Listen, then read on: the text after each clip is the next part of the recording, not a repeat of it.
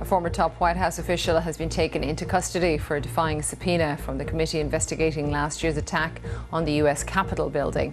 Peter Navarro is the second advisor to Donald Trump to be charged with contempt of Congress for refusing to cooperate with the inquiry. During a brief court appearance on Friday, Mr. Navarro described the House committee as a sham and despicable.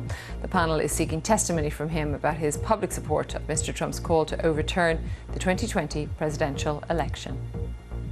Myanmar's military government says it intends to execute two prominent dissidents after rejecting their appeals. Ko Jimmy is a veteran activist and Phaya Zair Tho is a former rap singer and member of parliament. They were sentenced to death for terrorism in January after being accused of helping organised armed opposition to last year's coup. Myanmar has not carried out any executions since the late 1980s. The UN Secretary-General, Antonio Guterres, has condemned the junta's decision, calling it a blatant violation to the right to life, liberty and security. At least 4 people have been killed when a crowded train derailed in Bavaria in southern Germany.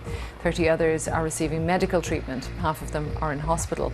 Among the victims were many children returning home from school, and all passengers have now been pulled out of the 3 carriages that are lying on their sides. The accident occurred near the mountain resort of Garmisch-Partenkirchen. It's not known what caused the train to derail.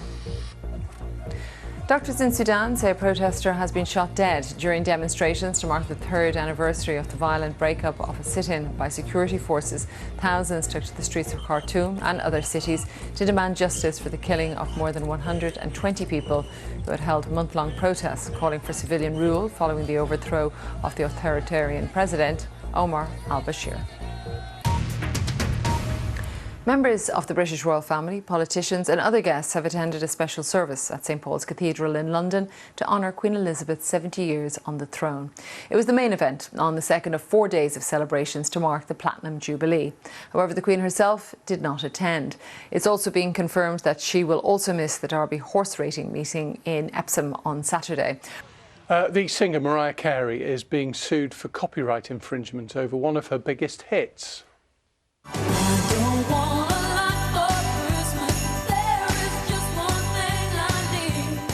Sure you know it. Andy Stone is bringing a suit for about £16 million over All I Want for Christmas Is You. He's claiming that Mariah Carey exploited a song with the same name, which he released 5 years earlier. Her version, of course, as you well know, is one of the most successful Christmas singles of all time.